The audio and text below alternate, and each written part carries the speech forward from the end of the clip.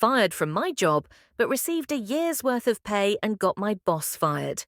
This happened in the early 2010s, before the advancement of technology in video editing and content creation.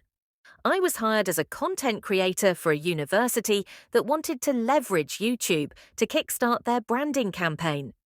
The pay was low, roughly $2,200, and in those days, there were not that many video content creators around, and the process usually took a long time from start to finish.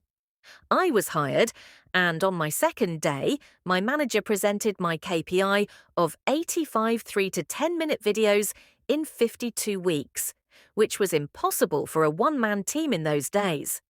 This meant I had to do the scripting, producing, casting talents, shooting videos, composing music, and editing, all of which I had to use my own equipment and software because their cameras and computers were so old they simply couldn't handle the strain of even doing things in 720p. I tried to let my manager know, but she just smiled encouragingly, telling me to give it a try, assuring me if the videos were good, the quantity would not be what she focused on.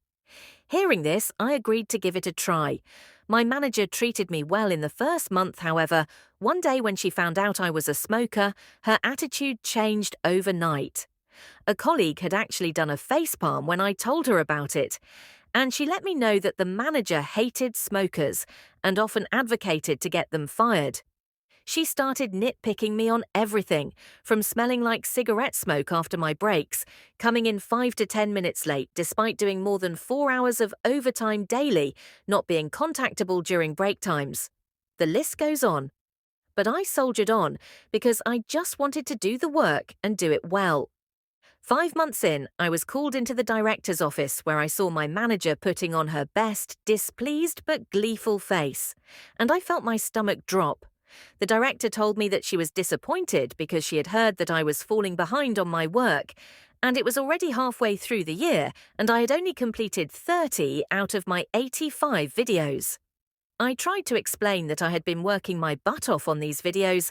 I literally worked 6 days out of the week, over 60 hours, just to do what needed to be done, and that being a one-man army made things impossible, and also the fact that the videos I had put up grossed the highest views ever on their YouTube page. I also recounted how my manager said that she was looking for quality videos over quantity. The director dismissed this and stated that the KPI was simply 85 videos in a year, and since it was almost half a year in with my numbers at less than half, she felt it prudent to cut the cord early. I asked how would they even meet the KPI if they were to fire me. Now my manager had snorted, saying, "We'll find a professional production house to finish your work." The director had given her an odd look, but nodded in her support nonetheless, telling me, "You don't need to worry, manager will get the job done." That was when a light bulb went off in my head. Seeing as I was the content professional in the office, one of my jobs was to keep a database of production houses to use in the event we needed to do a shoot that required more resources, and I was sure that they would be using the production houses in my database as my manager had no contacts in the production industry. So I changed the contact numbers and messed up all the emails on all of the entries except one. The one, I had a friend working as a junior director, not an assistant director, but a director assigned to smaller video projects. I gave him a call and told him of my plan, and sure enough, within 2 days, they were called to come in to pitch. I told him that I had a plan that was a win-win for us. It would instantly help him and put him on the fast track to a director position by bringing in that much business to his production house, and it would also benefit me financially. I would teach him exactly how to pitch to win over the boss and the director, and in turn, his company would pay me a standard finder's fee of 15%.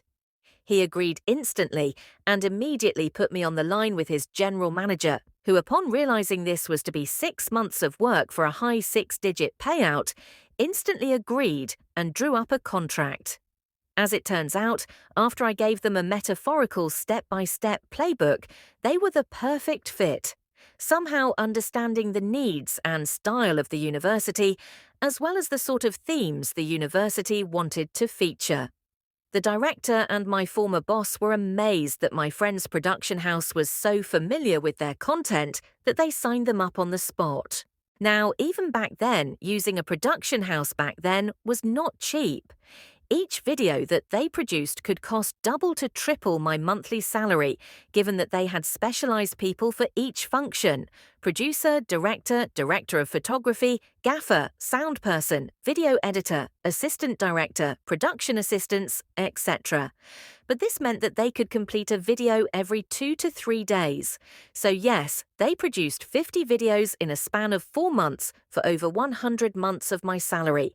And I sat back and collected the healthy 15%, which was about 15 months of my salary.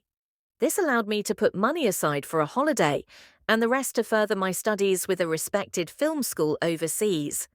I thought my plan ended here and I had gotten back at my former bosses, but to my surprise, I received a call from my colleague while I was holidaying in Bali one day. This was the same colleague who had facepalmed when I told her that my manager had found out that I was a smoker.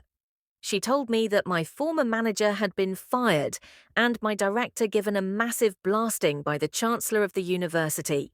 The content creation project which I was hired for was only given a budget equating to about a year and a half of my salary, and they had exceeded that budget by over 10 times.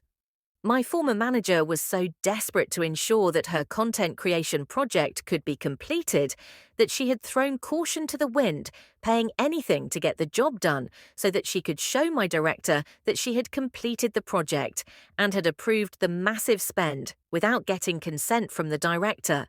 So that is how I got my friend a super fast promotion to a full director in his production house, and a year of pay after getting unfairly fired from my job.